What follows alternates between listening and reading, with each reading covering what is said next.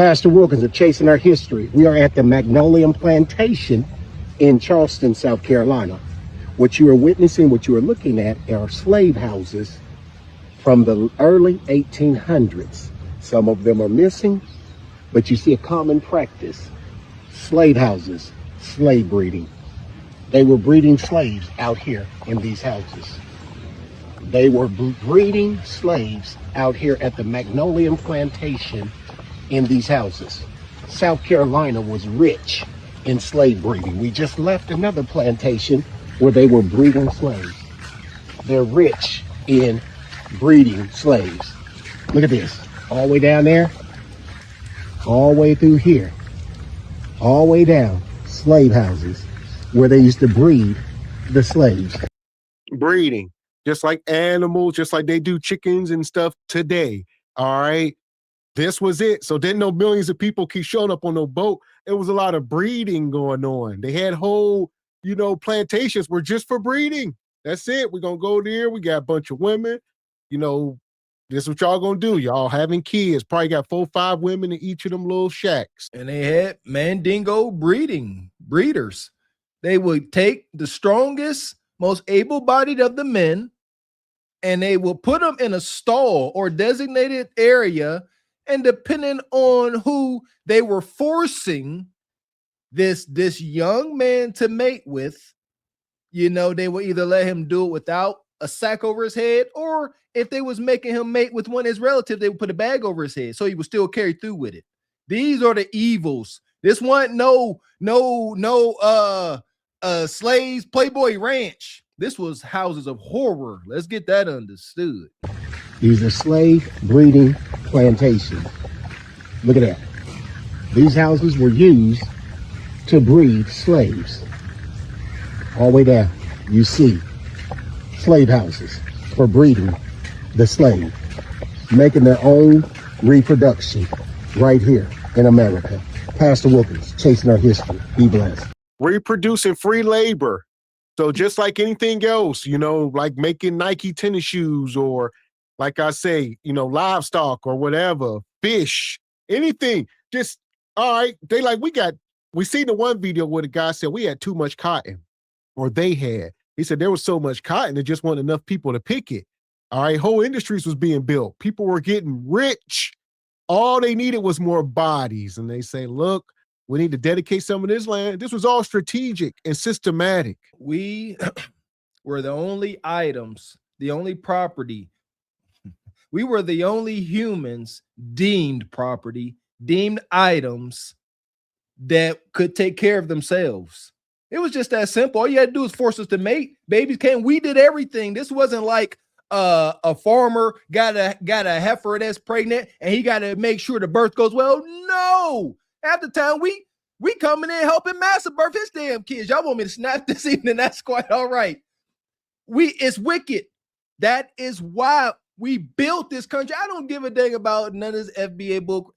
Do the damn brown paper bag test like y'all used to do. If you are darker or shade this damn brown paper bag, you get reparations. I'm over it. Because how do you sort through this wickedness?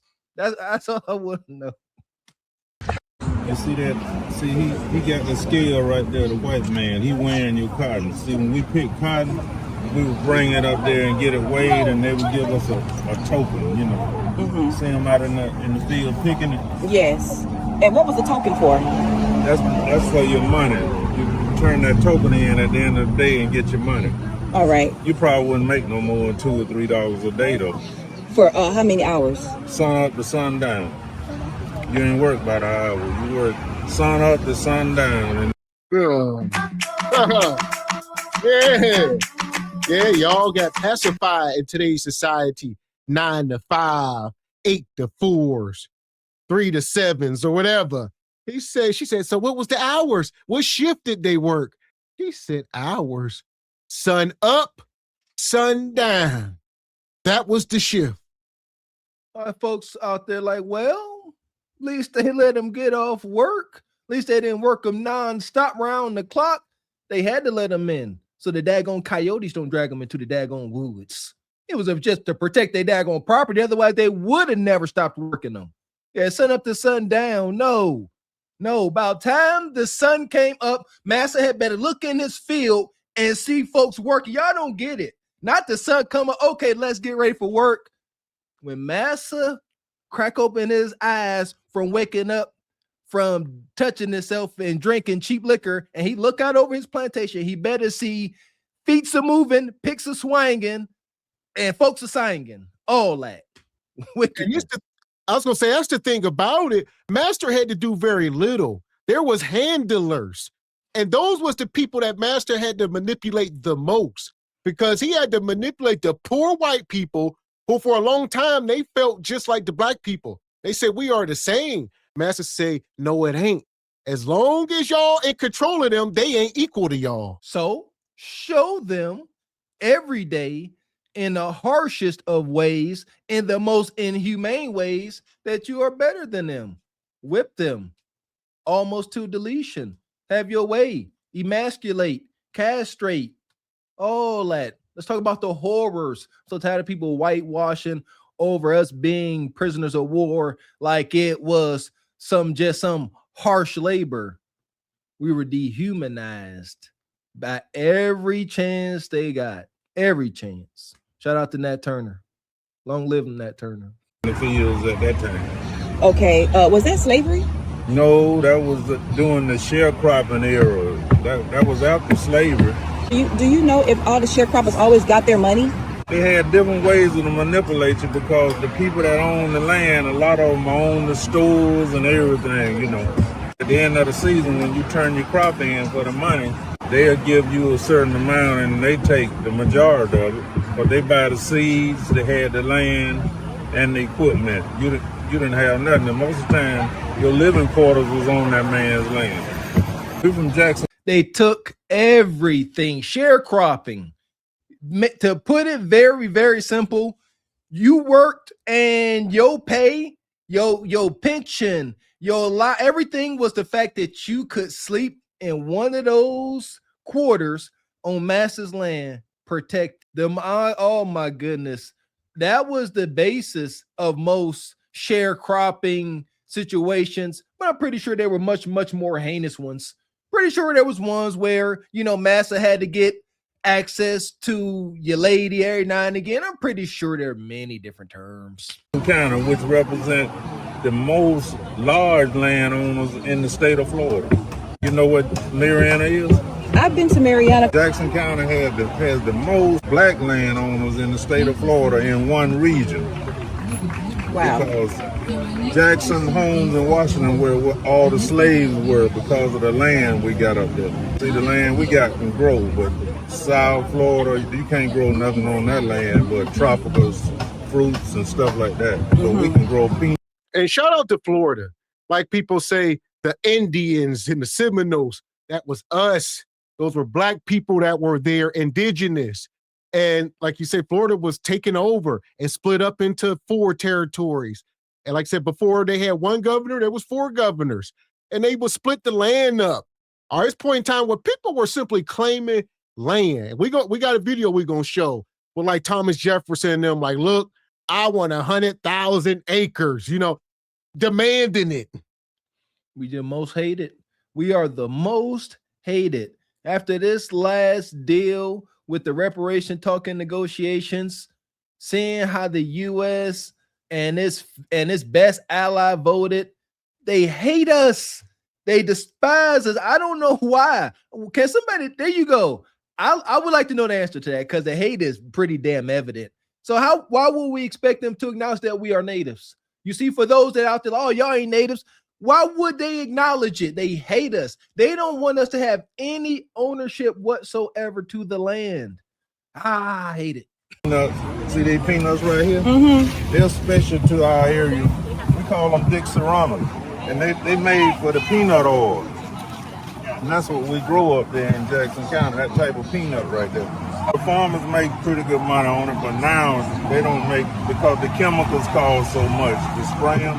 Do you know if the enslaved, well, you said it wasn't enslaved, the people who are sharecropping, who picked the cotton, did their descendants get anything from that? Come on, reparation? Yeah. No, we hadn't got no reparation pay from that. and we made all of them rich. You know, like the banks and the insurance companies, the Rockefellers in New York, all those people the steel mills and all, we made them rich. They got rich off of sharecroppers? People worked in those places, you know, for minimum wages, below minimum wages, just a day pay. The most anybody would make is maybe $3 a day. Okay. Nope. Yeah. So them steel mills and some of this stuff in the early times, most folks was working for free. That's why she's talking about slavery. She said, I guess they weren't slaves, they were sharecropping. Yeah, it was still slavery. Because like he said, you would get a token at the end of a shift.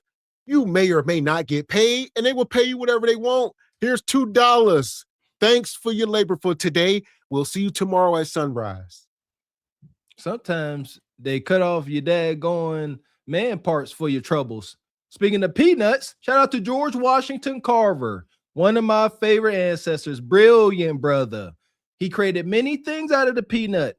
It's not just a myth. Forget your Johnny Appleseed, some drunk man walking over U.S. planting crabapple trees.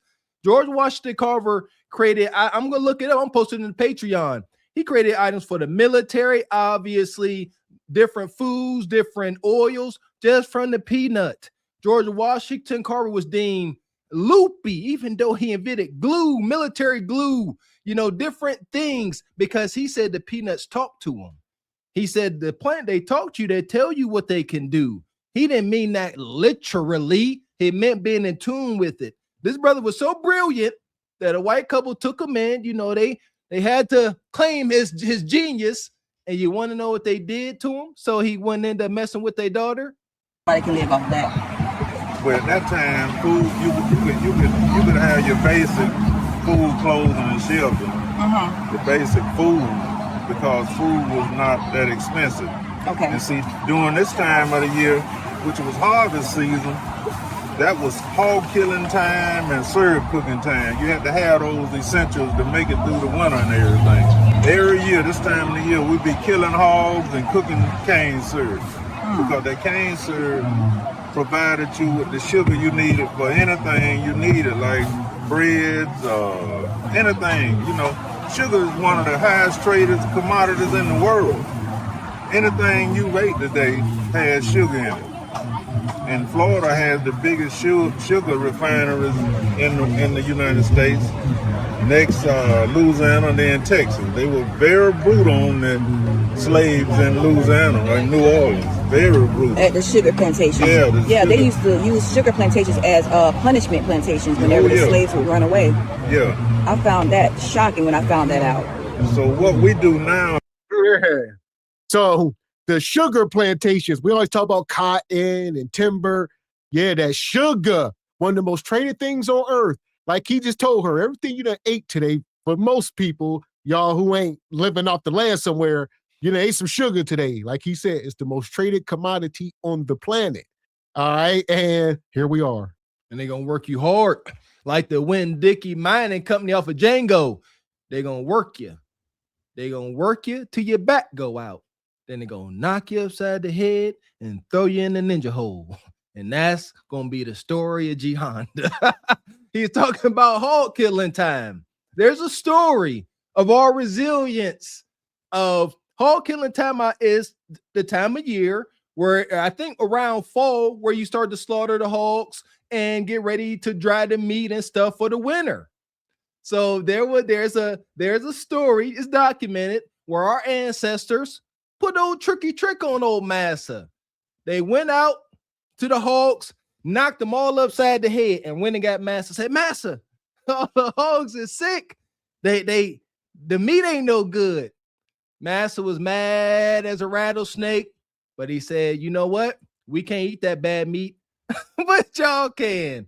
And our ancestors had the finest cuts of meat for that whole winter. Shout out to hog killing time. Is try to educate people on the different practices of growing the sugar cane and being the main thing you want to be is self-sufficient. A shutdown ain't gonna bother you if you're self-sufficient. Just like the juice they're drinking now is a natural product. And it's good. And it has health benefits, like it boosting their immune system and all, you know. Okay, even though it's sugar cane, it has health benefits. It has health benefits because it's not like refined sugar. What's the health benefits? Boost your immune system. Even in South America, that's the main thing they use it for. And like he talking about that sugar cane juice, as y'all see, they refine this stuff right here on site. This is real. This ain't no, this ain't refined sugar that, you know, white man put in the bag and it's all granulated. This is sugar cane. It has real health benefits. Look at this, like apple cider. All right, you getting down to it. This has nutrients. It is a plant. It is a plant, but here it's refined and every beneficial nutrient in it is stripped. For what? There's a reason. It ain't just because they freaking hate us. It's also so it can have longer shelf life. Natural things do not have a shelf life. Natural things do not have a shelf life. Breads, meats, these things will spoil overnight. Don't that terrify you now that there's so many corn, whey, wheat, sugar products that can sit on the shelf for months on end? They strip everything from it. Ain't nothing but crack. That's what it is. Sweet crack. It has health benefits. It has health benefits because it's not like refined sugar. In our own era, we worked in the fields and all. Mm-hmm. Oh, yeah. Y'all still working the fields? No, not like that. No. I'm not picking no more cotton. It has seeds in the cotton. It's got a stick on the end of it. On the end of that bow, that'll stick in your hand and cut your hand.